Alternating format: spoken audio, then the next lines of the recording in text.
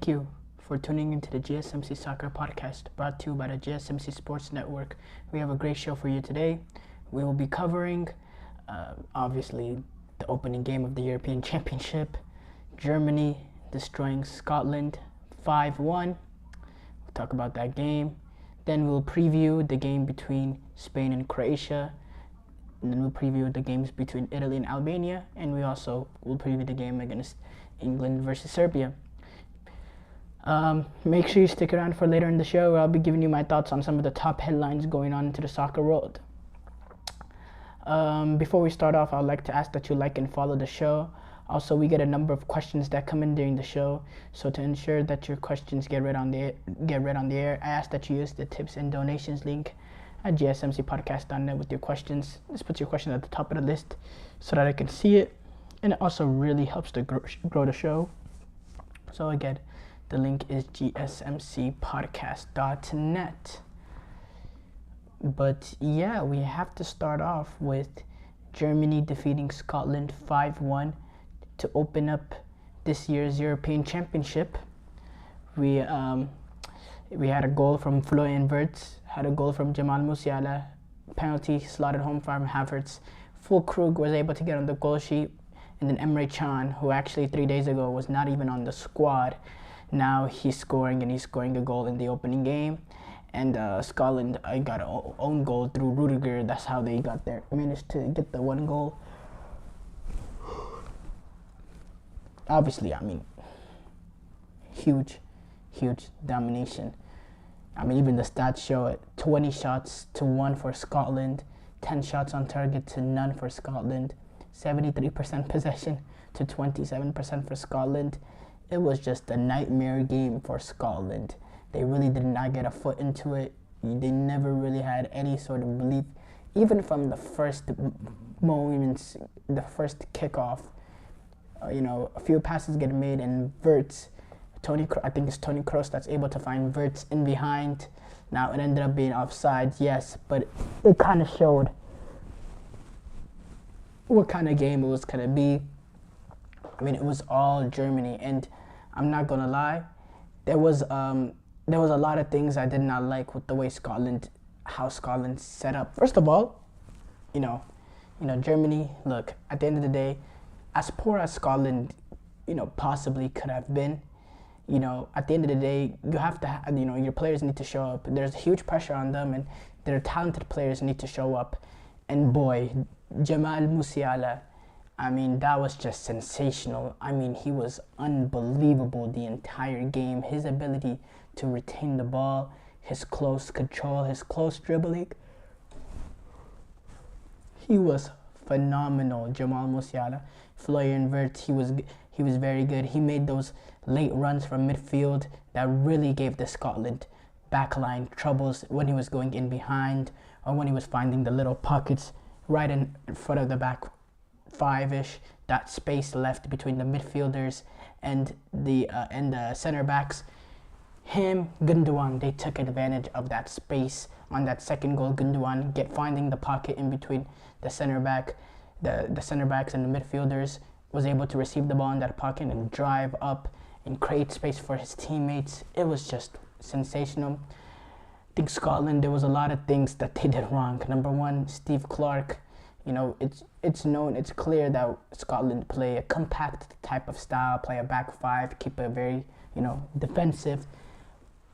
But they played the back five, but the midfielders were not compact. They were not covering space between the center halves. They were leaving huge gaps between the center backs and the midfielders. And the back line was playing ridiculously high for a team that's known for playing a low block. That was a pretty high line, and there was no pressure on the ball too. That's what made it even worse. And you had Toni Kroos. He could have ate breakfast before he had to make a pass. Toni Kroos, absolutely brilliant today. He was sensational. But he could have took a dog on a walk before he had to, he had so much time to receive the ball, to touch it, to look left, to look right, to scan the field. He could have scanned the field multiple times before. There was no pressure on him at all, which was very disappointing. They let him dictate wherever he wanted to go. He got to choose. He got to choose how fast he would. He had time. He was able to look left, look right, look back right, and had enough time to launch a cross-field diagonal ball. He was just picking them apart and it's mainly because there was no pressure on him. Shea Adams, defensively, that's kind of, he's supposed to be that player marking the Toni Kroos and stuff. No physical presence from Scotland too. That midfield of McTominay and McGregor, they just looked out of sorts all over the place. Andrik, he was that enforcer kind of. He had the few, few like nasty not nasty, but like a few like aggressive moments, which is something you need. You need that kind of player in midfield, and he provided that for Germany. Scotland did not have that nastiness to them at all. They weren't aggressive. They were taken aback. There was so much space that they left open, and then by the way, it was always going to be a nightmare scenario if Scotland were to go down early, because they're not really they're used to they want to observe the pressure and potentially find something based on trying to find the breakthrough through transition and all that, which is why I think he played Shea Adams. That's why I think he started Shea Adams over Shankland, because he wanted, Shea Adams has the pace to threaten in behind and transition, but Scotland didn't really get the ball in areas, and when Scotland had the very few opportunities to attack, they rushed it. They played in a long ball into the box just to get the ball into some sort of area to be a little threatening. They didn't really play to the strength of Shea Adams, Rudiger, and Jonathan Tah. We came out of this game and we don't even know if that's a solid defense, because the combination, Manuel Neuer, he's been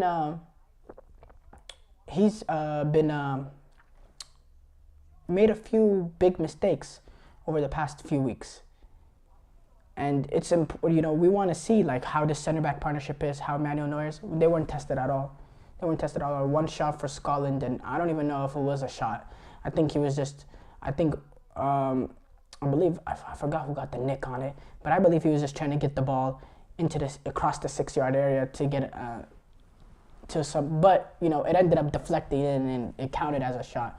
But other than that, Scotland did not have a single shot the entire game, which is crazy. I think Germany is just very talented. I think this is a little bit, this is Germany. This is a message for some of these other teams, for the Frances, for the Englands, for the Portugals, that Germany is a legit team. Because again, I say this, at previous international tournaments, what's gone wrong is that opening game for Germany. They have the last 3, international tournaments. They've started off losing their opening game. This is quite the opposite. This is not only a victory, Now a 1-0 shaky victory, that would have been like, okay, at least Germany, they were able to get to withstand the pressure and get out of there. But this was just complete and utter domination. And by the way, they got the red card. But the domination occurred from the first minute. I mean, it was pure domination. I think the red card just made that second half a little bit more dull in the fact that, okay, Germany knew that they've basically had this game. Now they just need to, sit tight. They don't do anything stupid. And Scotland kind of had to defend for their entire lives that second half because, again, third place teams do move on. And they need to protect the goal differential, which still got away from them at the end. But I just think Scotland made too many. I think not Shea Adams. I think I don't understand why Toni Kroos had multiple opportunities to play that long diagonal ball to Kimmich. I don't know why you play a back five and you don't have somewhere in the vicinity of that, of that right back, of those diagonal balls. Andy Robertson on that side, he's tucked in, he's right next to Tierney. He's allowing Toni Kroos to play that ball. It was multiple mistakes, by the way, on that. I'm talking about the first goal of the game where, number one, the first goal of the game. Number one, you let Toni Kroos have time and space on the ball, so he's able to scan left and right and then go back to the right, and then he still has enough time to play a cross-field diagonal ball, and Joshua Kimmich is able to receive, and Joshua Kimmich has no player with the near side of him because Robertson is tucked in right next to Tierney, which I don't understand. If you're going to play a back five, you need your wing backs to play, to defend the wide players, and Robertson was just too tucked in, and that led to the first goal.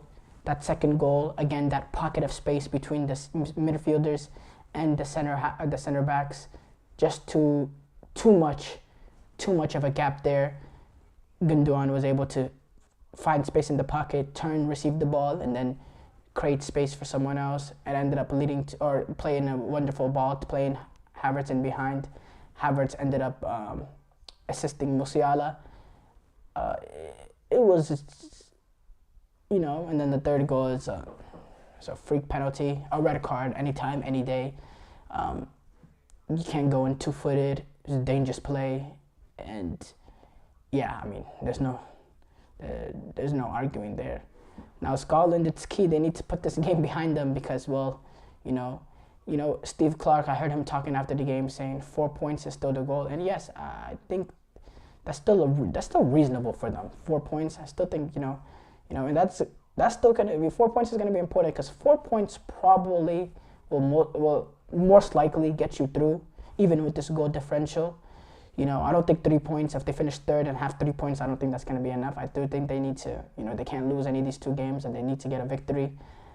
But it's going to be a massive. But they've, at the last European Championship, they were able to put back a pretty poor result in the match they won.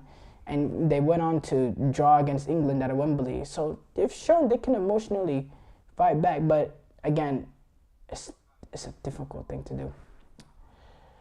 Short break here coming up. When we come back, we're gonna discuss Spain, Croatia coming up tomorrow.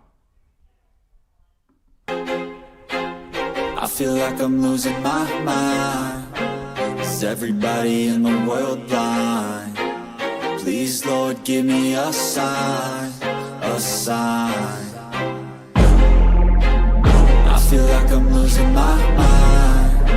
Is everybody in the world blind? Please, Lord, give me a sign, a sign. I wanna be the greatest. Everybody on the fake shit. I look around and feel like everybody is the fakest. I make this every day and I'm impatient, hoping one day I blow up from the basement. Statement, the top is so vacant. I don't hear shit that I think is amazing. Waiting for my day when I'm playing sold out shows for 1,000 faces. Hey, give me that crown, get in my way and to be put down. It ain't your place, all this my town. If I want that shit, then I'll get it right now. I'm losing it, the noose it fits. I'm losing shit, a stupid myth. You choose to live or choose to dip. You choose to fight or lose your grip and lose a gift. I feel like I'm losing my mind. Is everybody in the world blind? Please, Lord, give me a sign, a sign. I feel like I'm losing my mind. Is everybody in the world blind? They've not been able to show their quality.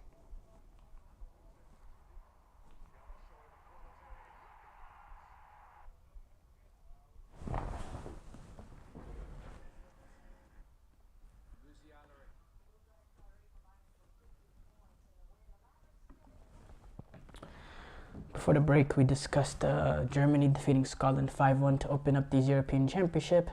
We now discuss or preview the match between Spain and Croatia.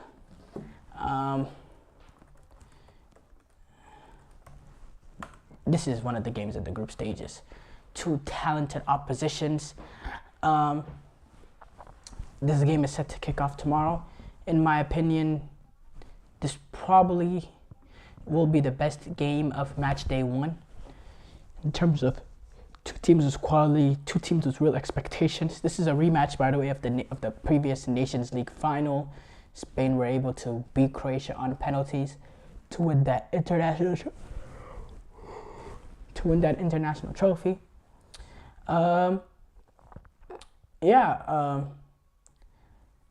This is an interesting one. By the way, Spain, the last time Spain Croatia played a European Championship was actually the last European Championship. It was a quarter final. Spain were able to win 5-3 after extra time. Crazy, mind-boggling game when it comes to the what occurred throughout that match. It was just mind-boggling. Spain conceding early because of a daft own goal where they just passed it back. Then you had that's conceding early and Croatia taking the lead. Then Spain were able eventually to equalize. Then they were able to get a second and a third. And then Croatia in the last few minutes were able to get 2 quick goals to tie it up.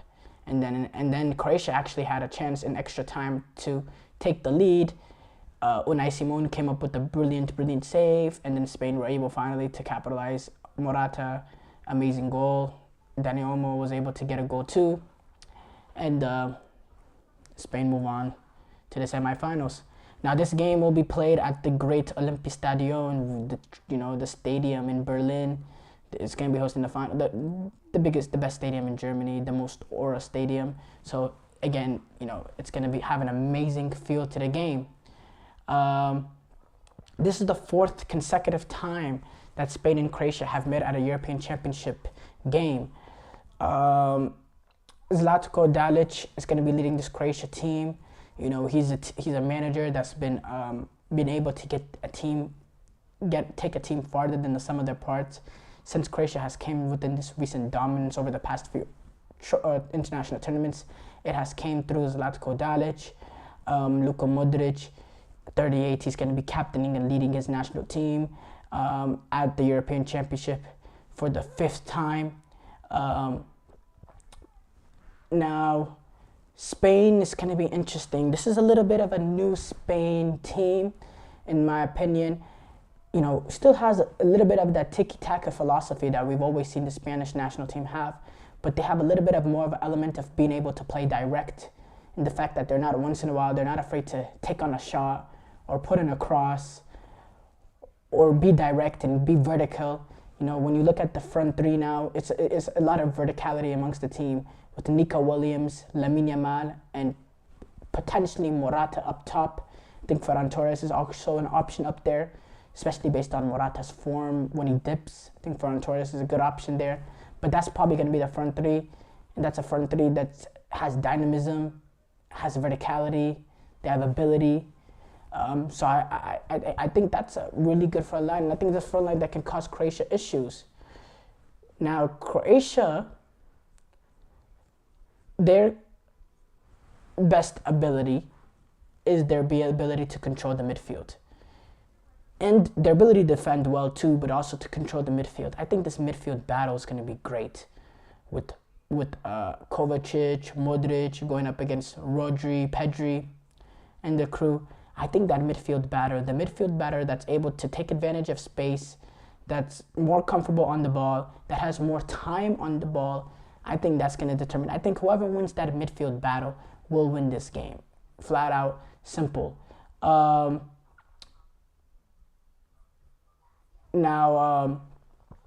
Pedri, he came out with a comment saying, "We know that the first game is important. It's important to start on the right foot, but we've already seen that many teams win a big tournament after losing the first game.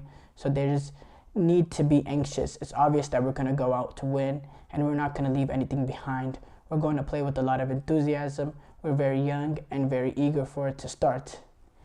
Now, I think there's going to be a sense from Croatia of not trying to lose this game, because Croatia has always not started off slow, but they've always eased their way into the tournament. If you remember the last World Cup, they actually drew their first game against, I believe it was against Tunisia. Morocco. It was Morocco. They drew their first game. You go back to the European Championship before, they lost to England. You go to the World Cup where they reached the semifinals. They ended up beating Nigeria in the opening game, but it was a little bit of not their best performance. I think Croatia's going to try to ease themselves into this tournament, and they're kind of, first of all, their first priority is going to keep the clean sheet. Now, they're not going to play a low block, play compact, play defensive, none of that. But they're just going to be clever when they decide to really go after the game, to really bring it to Spain. They're going to be more comfortable. They're going to rely on, they're going to rely mostly playing in transition with the likes of Kramaric, Perisic. Those, they're not going to put in loads of numbers forward. They're not going to leave themselves exposed defensively. And I think Spain is definitely going to be the more protagonist in this team, in this game going on. I think it's important for Spain, if they do want to win this game, is they need to find the breakthrough. They need to have that cutting edge. They're going to need to play in those clever little balls in behind and just have that cutting edge, And they're going to need to get lucky to find that breakthrough. It might be a set piece or a deflection or something, but they're going to need that moment to break through, because I don't think Croatia is going to give them anything easy, especially in this opening game, in the way I said how Croatia want to start off tournaments. Zlatko Dalic, actually, he came out with some comments too. We have the hardest group. That's a fact.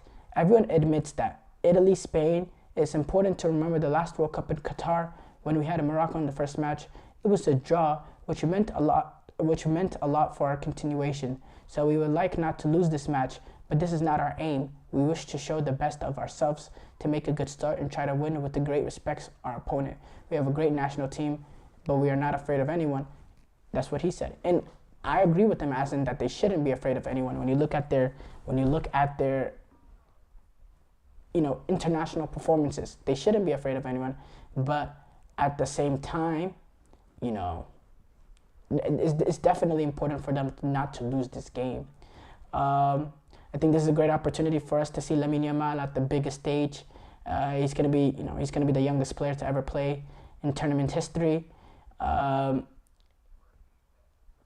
gonna be, that's gonna be a great. This is the first time he's gonna really be on the biggest stage. Now I know he got games at Barcelona, but Barcelona, especially when he was playing more of his games or playing kind of meaningless La Liga games, this is really the biggest stage that he's going to be on to start off his career. Everybody's going to be watching Lamine Yamal, and we're really going to get to see how truly brilliant a player he is. I think he's primed for a potential breakout tournament, which is, maybe we shouldn't put that much expectations on him, because he is 16, and I think it is a little bit unfair. But again, he's going to be starting for his country at 16, so I think it's going to be great to watch. De La Fuente, he did not shy away from his praise over Lamine Yamal. He's a young boy with an incredible talent. It's almost a gift from God. Very few players have his attributes in terms of understanding the game. And again, I couldn't have said it better myself. He's a brilliant player. Very, very talented. Very direct too at the same time, with good technical ability, which is an interesting combination that we find from Spanish, because most Spanish players, they either have that ability to be direct and to be able to run in behind and all that, or they're technically gifted and they don't have that. But he has a combination of both, which is really very, very valuable. I'm going to say this finishes in a 0-0 draw. I think it's going to be a cagey affair. I think it's going to be 0-0, 1-1, some sort of like that. But again, I could see this game go either way. I think it's a very tight game. Short break here coming up. When we come back, we're going to preview Italy versus Albania. Looking for your daily fix of sports talk without having to pay for it? GSMC Sports Network is available on YouTube. Just search GSMC Sports Network. Get your fix of daily sports talk shows on YouTube, absolutely free. NFL, college football, NBA, MLB, MMA, UFC, fantasy football, and so much more. GSMC Sports Network has shows running all day long, with new sports shows starting every 2 hours. Just like on your favorite cable sports channel, except GSMC Sports Network is absolutely free. Just search GSMC Sports Network on YouTube to catch one of your new favorite shows, like the GSMC College Football Podcast, Chip Shot Football Podcast, Hoops and Heels Women's Sports Podcast, GSMC Basketball Podcast, and so many more. Check it out for yourself. GSMC Sports Network, now available on YouTube absolutely free. Search GSMC Sports Network on YouTube right now.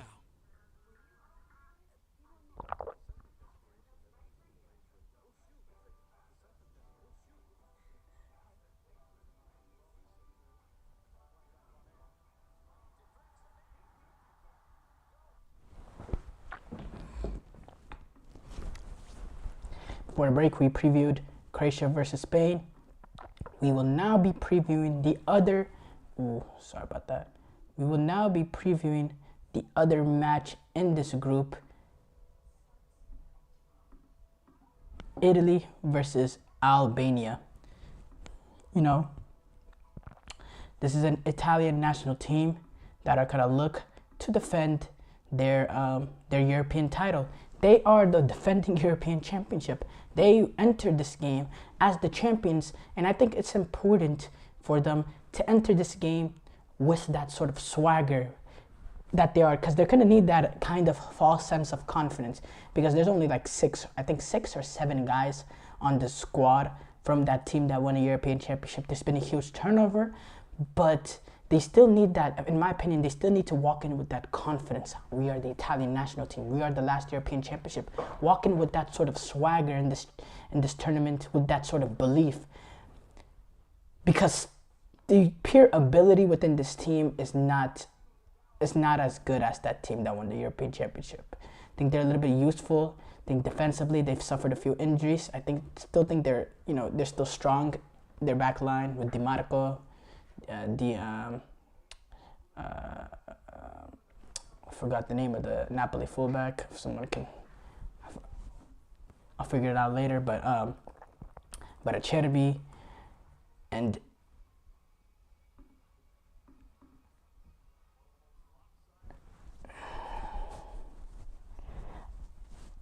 trying to figure out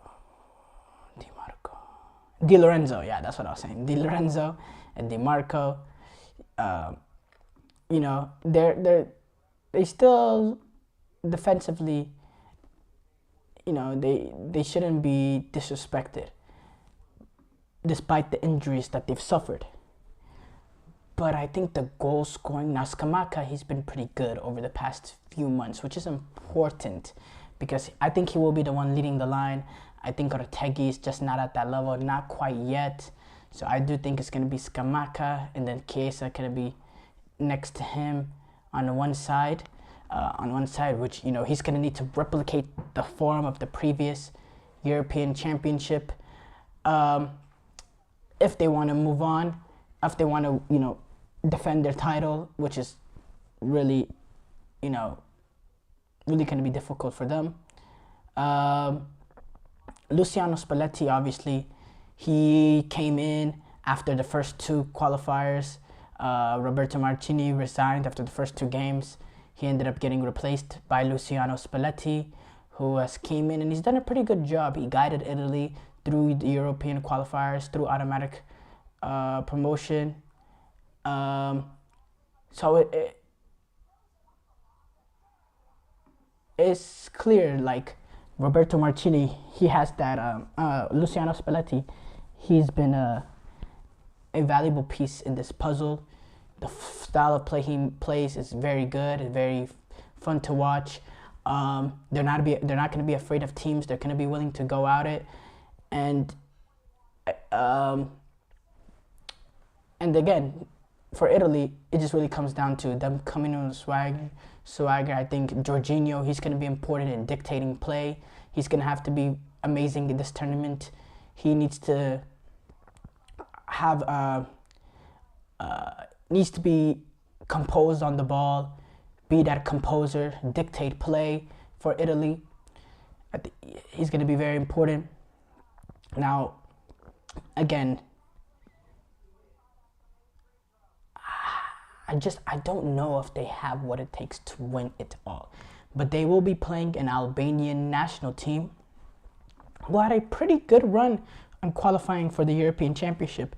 Not only did they qualify, but they qualified pretty comfortably in winning their group over Czech Republic. Yes, it was on goal differential, but they won the group, which is a very impressive feat for Albania. And it's a team that has, under Silvino, who's actually came in and he's been very brilliant for Albania. They play some good football. They have ability. You know, I like. They have a lot of players that play in Serie A, which is, you know, which is gonna help a lot. They got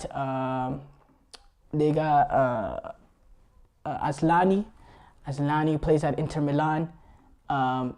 He's really gonna be their creative player, their central midfielder. He's gonna provide a lot of the creativity for Albania. Obviously, the Chelsea boy, Armando Broja, his pace gonna be important, especially going up against an Italy backline that's been a little bit riddled with injuries. He's gonna have to take advantage of any sort of makeshift center back pairing that they might potentially go with. I think his pace going in behind is gonna be very, very, very valuable for Albania. They're gonna have to defend with concentration, with focus. They can't have lapse, because in these sort of tournaments, one lapse in concentration defensively, then you're letting in a guy like Skamaka in behind or Chiesa in behind, and you don't want that happening. I think for Albania, I do think they have a chance to, you know, threaten these teams in this group. I don't think they're going to be just some easy pushover at this European Championship. I think they're going to give their best. They're going to give their all in all 3 games, and I think they will be a challenge. And I definitely think they'll be able to nick a point here and there, and to do it against Italy in their opening game. I don't know. By the way, you know, there is a sense of pressure a little bit on this Italian national team because of the fact that they have not played at the last World Cup, and you know, there will be a little bit of expectations, just a little bit. But again, people understand that this is a new team, and that, you know,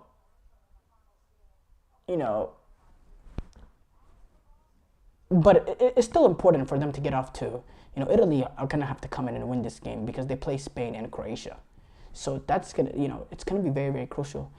And the Albanian manager, Silvino, he's really playing to that. You know, he came out and said this opener is decisive for Italy, not for Albania, taking off the pressure off of his own players. He said, we're delighted to be here. We've been on a difficult journey in terms of our qualification, and it hasn't been easy, but we got here.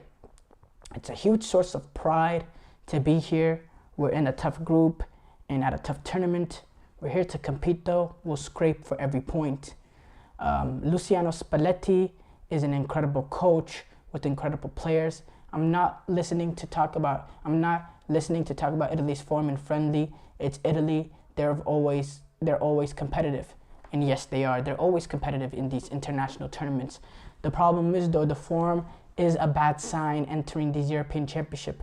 You know, I kind of chose to ignore the form of Scotland entering the European Championship because of what they were able to do earlier in the Euro qualifiers. And, you know, again, that turned out to bite them. And, you know, Italy, they've been a little, you know, they narrowly scraped past 2-1 against a Venezuela team that was really a, you know, very even game, which is not a good performance because Venezuela is not the strong. I mean, they're not a bad team, but they're not the strongest team. They took on Ecuador. They were able to win that game 2-0. I think they were better. They had that rough game against Turkey where they finished in 0-0. And then they were, I think the worst of the worst was when they played, I believe that they played, no, it's when they played Ukraine on the last European qualifiers. I thought they were, you know, I thought they really were really lucky in that game. And I think they were really fortunate of a call not to go in their area. And again, it was very disappointing to see that because I thought the urgency would be at an extreme heightened level because of the fact of how they missed the last World Cup and they didn't want to make sure that happened again. And I thought that the fact that they allowed, you know, the referee to even be in a position for them having to save them, in a sense, I thought it was really disappointing to see as someone who, you know, likes rooting for this Italian national team. But it's a big unknown with them. It really is. It's a huge unknown with them. They can come out and they could play marvelously. 1-2-3-0 will be like, okay, this is Italian team football. But in terms of talented players in the squad, I think out of all the big nations, the Netherlands, the Englands, the Portugals, the France, the Germanys, the Spains, I think their talent, just purely talent levels, is not to that level. Not right now. Not this. You know, the starting 11, you have a few players that are very, very good in a Jorginho and the DiMarco. But then other than that, you got some players that were brilliant beforehand, but they have not returned to that. Like Di Lorenzo, the year the Napoli won Serie A, phenomenal player. But this year, he's been woeful at times. Chiesa, he hasn't been the same since the previous European Championship. You know,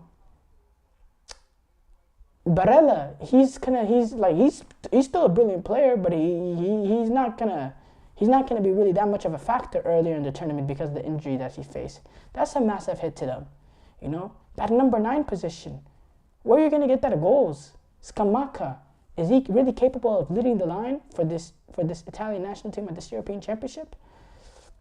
Again, though, they can really prove us wrong tomorrow. If they can come out with a team performance and they just have a blind belief that they are Italy and that, you know, they still play with that swagger of previous Italian teams, that are confidence, then I do think, you know, we can see, them make a real showing for themselves and really announcing themselves on the world stage. Short break here coming up. When we come back, we're going to preview England versus Serbia.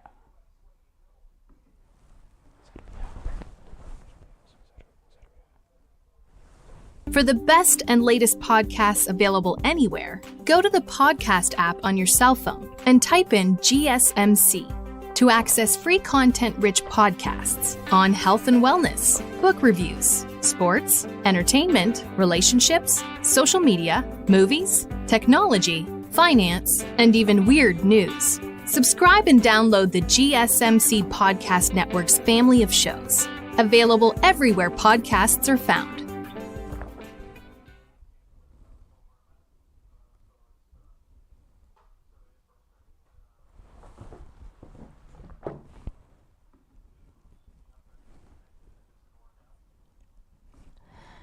Before the break, we discussed the situation with Italy and Albania, previewed that game. We now preview Sunday's game. We're going to go look a little bit ahead from now because of the fact that we don't have any shows this weekend. So I'm going to discuss my thoughts on this England-Serbia game.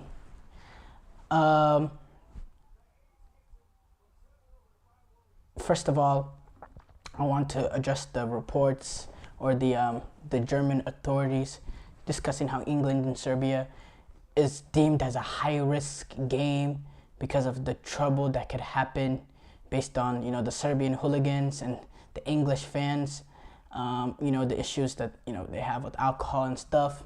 The authorities have rated that match from the start as high risk, which is Andreas Schar, the managing director of Euro 2024, said.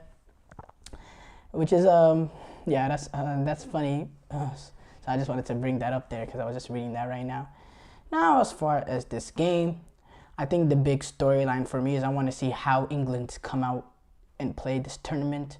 You know, Southgate in the past has, you know, came and played a little defensive in the fact that he's played a back 5 or, you know, or he plays a double pivot, you know, to protect the back line. More of a defensive double pivot. I wanted to see what kind of approach he takes because, again, you know, this is the England team. In the back is the biggest question marks with this team. When you see the fact that there's no Harry Maguire, so you're going to have inexperience in the back with Mark Gahey. That's going to be the center-back partnership, Mark Gahey and John Stones. That there's huge inexperience amongst that back 4. That left-hand side is going to be Kieran Trippier and Mark Gahey. A traditional right back playing left back and a center back playing his first major international tournament games. I think that's a weak part of the team, and I think does Gareth Southgate slip back into his pragmatic ways and plays a a Conor Gallagher next to Declan Rice, play more of a double defensive pivot to protect that? Or does he? I don't see this happening because he didn't really test this out much in the friendlies beforehand. But does he potentially revert back to his 2018 days or his knockout stage 2021 Euro days, where he potentially goes with the back three, a back five, back three formation? Is that a possibility for this English team? That's also something that's going to be interesting for us to watch, in my opinion. In my opinion, I'm very interested to see if they do that. Now, this is a Serbia team that I think will be able to threaten this English inexperienced back line, with the fact that you have that triangle of Tadic, Vlahovic, Mitrovic. You have the ability of Tadic to make the late runs into the box. He has a capacity to score a goal. He has the capacity to find that ball in behind, to play a teammate in. You have Vlahovic. He gives you a little bit of more of that finesse type of striker, just pure ability to play tight spaces, find openings, little creases, and take advantage of it. Then you have the direct nature of Mitrovic to take advantage. There is no Harry Maguire playing here, so there's not that big muscle of Harry Maguire. So I think Mitrovic, he's gonna fancy have chances being able to play physically against the John Stones. I think he's gonna enjoy himself. I think he's gonna get on the ball on the end of crosses. His direct nature, the amount of goals he scored this season in Saudi League, I think he's gonna cause that England defense trouble. In my opinion, I definitely think so. I don't think he should be He's not gonna be disrespected, because England, they know, he played a lot of his football at Fulham. A lot of these players are Premier League players. They know the caliber of player that Mitrovic is. But can he find themselves in the right areas at the right times? And can the Serbian players find them? I think Milinkovic-Savic, he's going to be very important, limiting the amount of, limiting how Bellingham, Rice, whoever is that third midfielder, whether it is a Kobe Mainoo, a Gallagher, or whatnot, or a Phil Foden, he's going to be very, very important in terms of dictating play. And if they do go with a Phil Foden and they play that open-ended midfield, I think it's very important for Milinkovic-Savic and the rest of the Serbian midfield to really take advantage of the lack of defensive ability amongst the midfield, the lack of a guile in there. And I think it's going to be important for them to be physical with them, because again, I think if they do go with Phil Foden in that midfield, I don't think there's much defensive presence in there, with the fact that Bellingham, he naturally is more of an attacking midfielder. Declan Rice, he's kind of transitioned from being more of a 6 to more of an 8 now. He naturally, by nature, likes driving the ball up the field and, leaving his center halves a little bit more exposed, because of the fact that he's really transitioned from that 6 to an 8. I think that Serbian midfield needs to take advantage. I think Dusan Tadic needs to take advantage of that dropping down into the pockets of space that's left between the English midfielders and their center halves, because you can really take advantage of that space. Now, England, with the attackers that they have, Phil Foden, Harry Kane, Bukayo Saka, it's going to be a massive test for the Serbian back line. But again, if you go back to Serbia when they played against Brazil to open up the 2022 World Cup, they were in there with Brazil. Now, they couldn't get much going forward because Brazil just took the ball and they really dominated the ball and just had, controlled possession of it.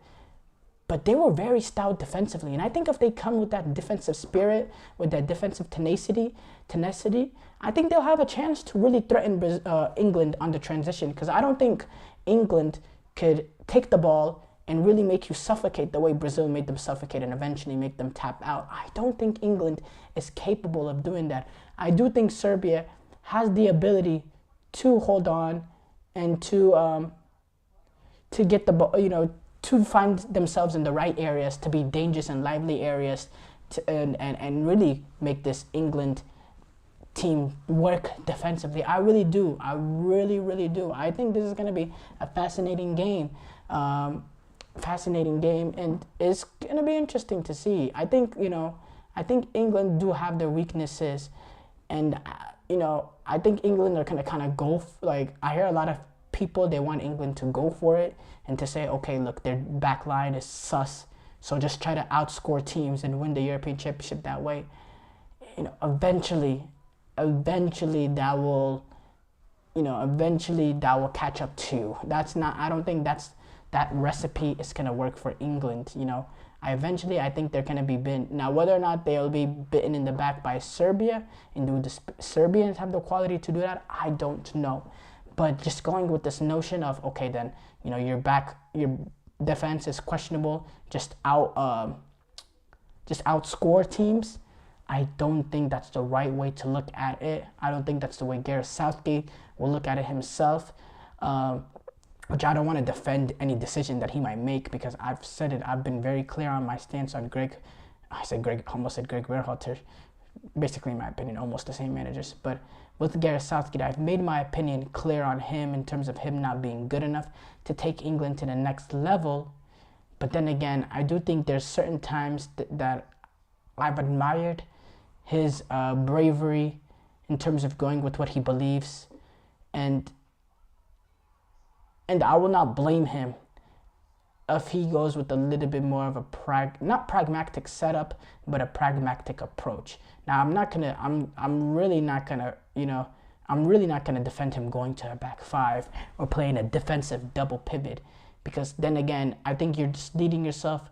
I think that, allows other teams to, retain the ball more in midfield to really make you suffocate. And I think at the end of the day, that's what did England at the World Cup 2018 against Croatia down that stretch, in the European Championship final down the stretch against Italy. I think that back five, that double pivot, ended up getting just too sucked in behind, and I think they struggled to come out and play out, and they really suffered. And I'll see that happening again against the better team. So I just want to see how England approach this. I want to see Serbia and whether or not they'll play both Vlahovic and Mitrovic. If they believe they can, they did that at the World Cup. They weren't able to get out of the group stages, but I don't think that was the problem. But are they willing to try that experiment again, or are they going to choose one? And if that's the case, I think you kind of have to go by game basis based on the now if it's a game that you want to play morely in transition, you'd probably go with a guy like Vlahovic. But if you want to play more, it's a game that you're going to have more opportunities, create more opportunities, then you want to go with the direct nature of Mitrovic, who, if you put in a ball in the box. By the way, the thing that should concern you for England is you put in one quality ball, Mitrovic will take advantage of it. And then once he takes advantage of it, then Serbia are able to, get numbers behind the ball and really defend for their lives, which I think that would be a nightmare scenario if England get put in that sort of position. I'm gonna go with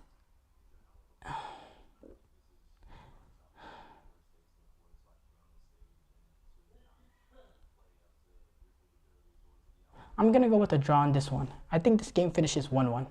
Yeah, I'm gonna go with the 1-1 draw.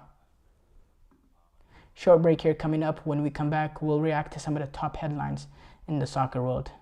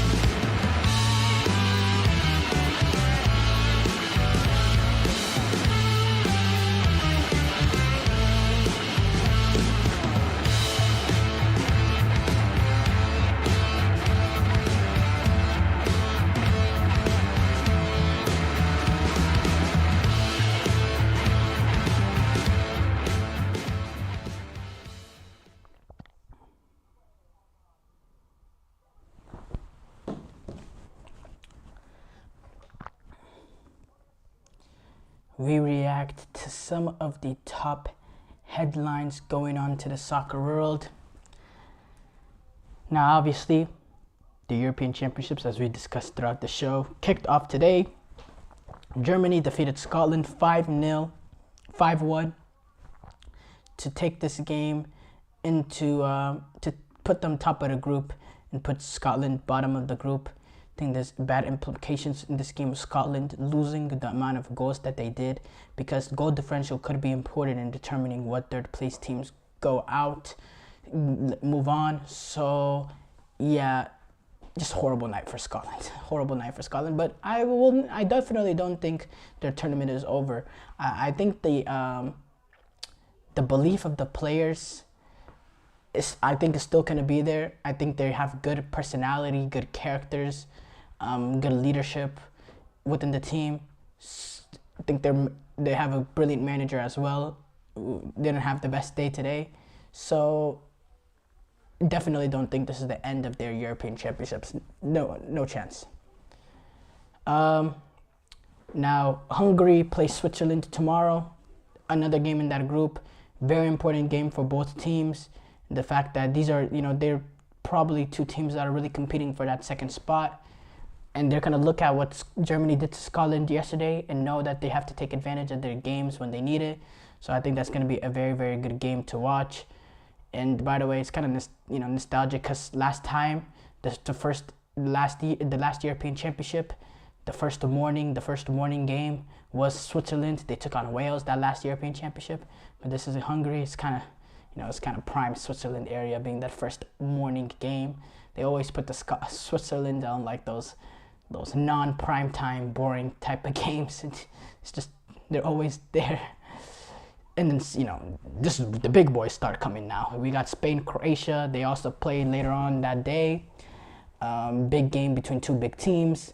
And then the other game in that group is Italy and Albania. Italy, they start off their defending title of the European Championship. Then on Saturday, we get three great games in the fact that we have Poland take on the Netherlands. Brilliant game.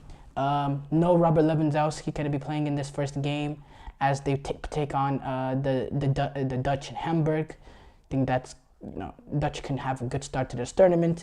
Slovenia take on Denmark. This is Jan Oblak's first game ever at an international tournament.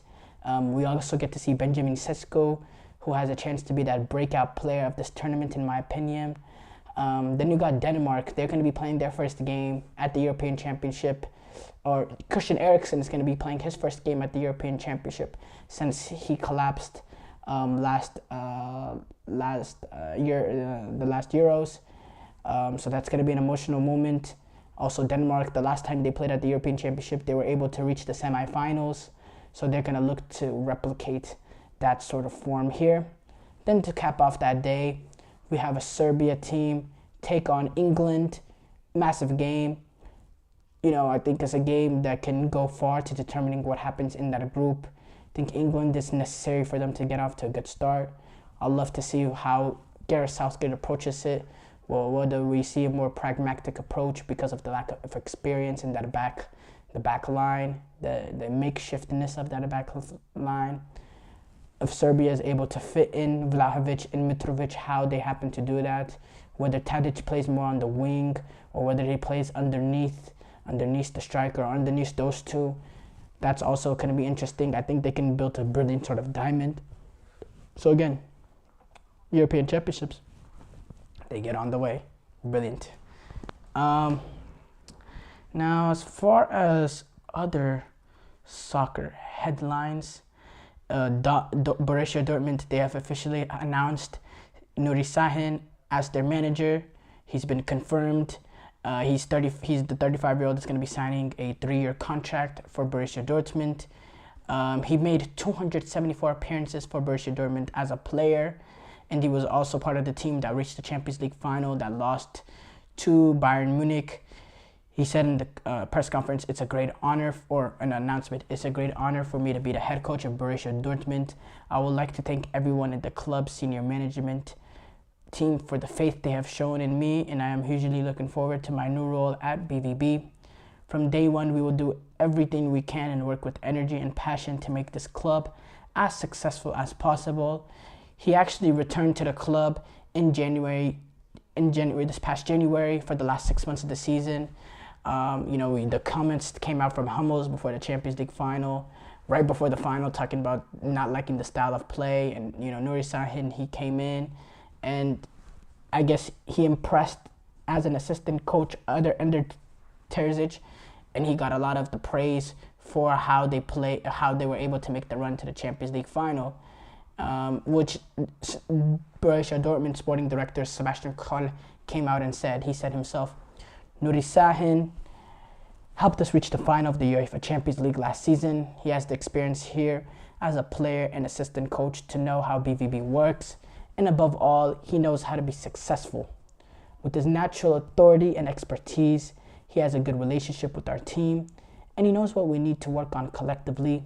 Nuri has our full confidence and our full support.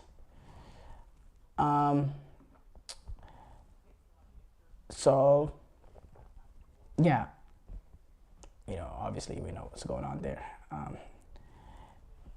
Interesting times at Borussia Dortmund. Josh Sargent, he's going to be in this final 26-man squad for the U.S. men's national team in the Copa America despite an injury he suffered, despite the foot injury that he recently suffered. Josh Sargent was not on the roster for the friendlies that the U.S. played against Brazil and Colombia. He did suffer that foot injury. I still think his presence is important if he's available later in this tournament, because I think in terms of back to goal, he might be our best striker in being able to hold up play, bring in other players into play. I think he gives us a little bit of a different dynamic. So I think he's very, very important. When you have a guy that does something different from everyone else, I think it's valuable to keep him in the squad, especially if he's able to come back. Now the US did a while back, they came out with the preliminary roster that had 27 people. The one person that was their odd one man out was Timothy Tillman, which is the one I expected. He's the one that's going to go back to LAFC to continue on his club career there. Other than that, the 26-man squad is going to be is finalized. The United States take on Bolivia in the opening game of Copa America on June 23rd in Dallas or Arlington AT&T Stadium. Then they take on Panama on June 27th, Thursday, at the Mercedes-Benz Stadium before they conclude their Copa America group stages when they take on the big dogs, Uruguay, at Arrowhead Stadium in Kansas City, Missouri. So, yeah, there's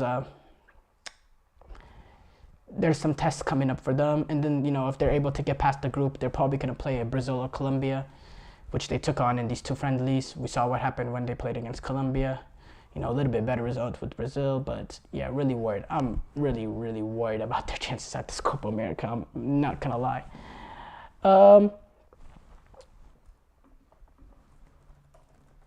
So I was missing something that I wanted to discuss.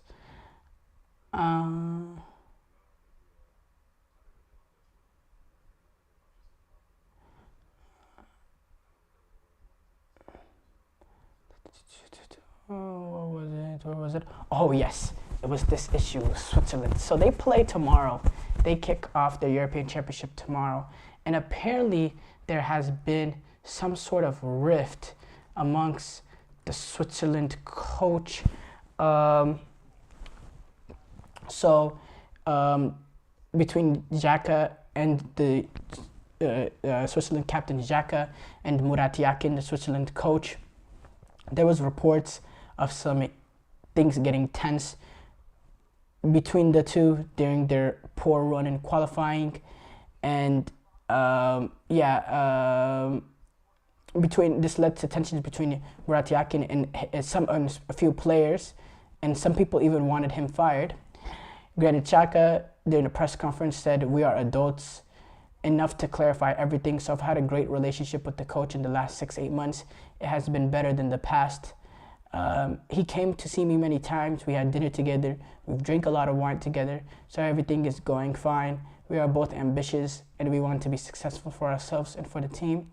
We are glad to have a coach listening to us who talks to us. So that's an interesting storyline there. I didn't even know that was going on. So, yeah.